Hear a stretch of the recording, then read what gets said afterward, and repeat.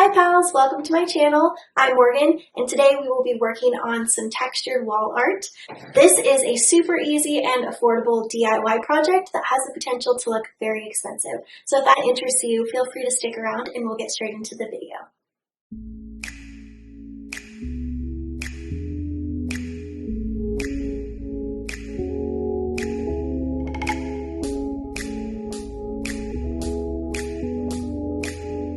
Alrighty, so first things first, we are going to head over to Home Depot and get some of the supplies that we need for our project.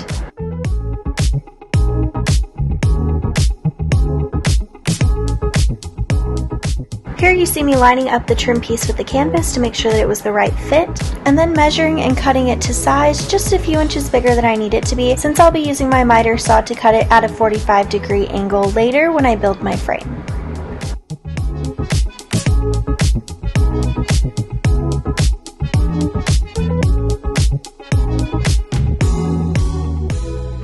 Here I'm just picking up some other supplies for the project. This is the joint compound that I'm going to use on the canvas to create the texture, and I will be using some putty knives to do that.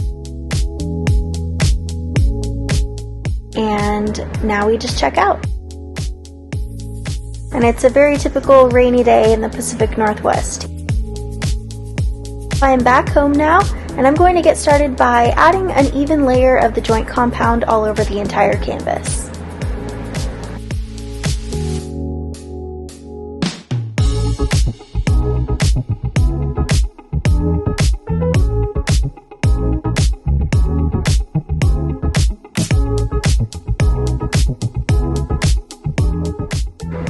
Now that we have an even coat all over, I'm basically just spreading the joint compound around with different sizes of putty knives. So I sometimes go in with the smaller ones. If there's too much texture, I'll go in with the bigger ones and just kind of smooth it out a little bit.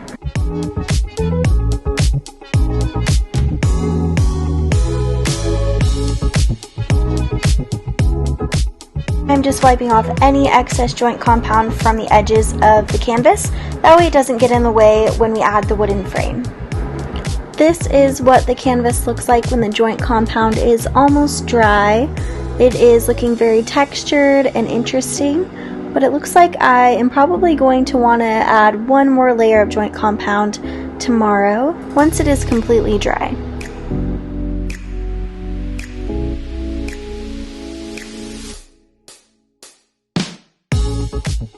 This is what the canvas looks like after the first coat when it is completely dried.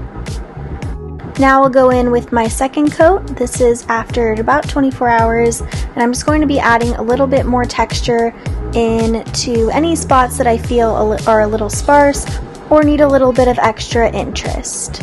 A technique that I feel works for me really well is going in with the smaller putty knives and spatulas and making a lot of small areas of texture and then smoothing it over with the larger putty knives. Something I noticed is that the joint compound goes onto the canvas when it's wet as a grayish taupe color, but it dries down to be a really beautiful creamy white.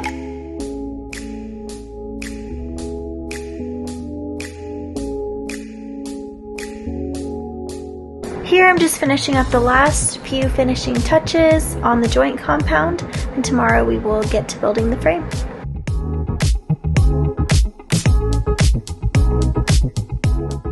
So here I am just using my miter saw to cut the frame pieces at a 45-degree angle so we can attach them to the canvas.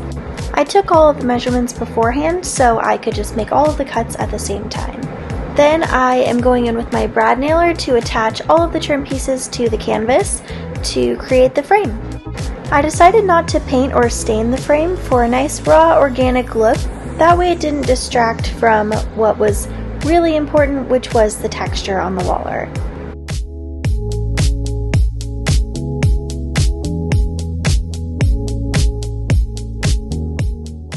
Something that I love about this project is it's very budget friendly, but can make a huge impact with a large scale art piece above a bed, above a console table, maybe above your couch, just anywhere in your house where you need a large piece of artwork for an affordable price.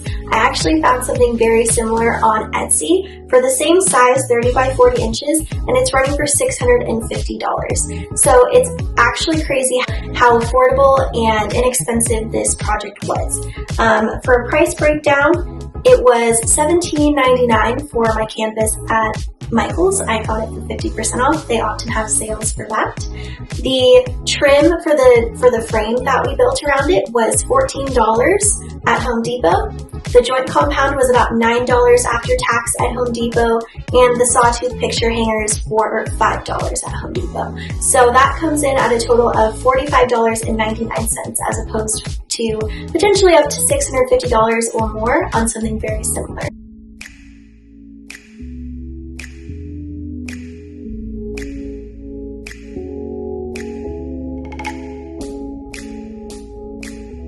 So the next step is to attach the sawtooth picture hangers to the canvas. And where I'm going to do that, I'm just going to cut away the excess canvas. That way it isn't in the way when I drill them into the wood.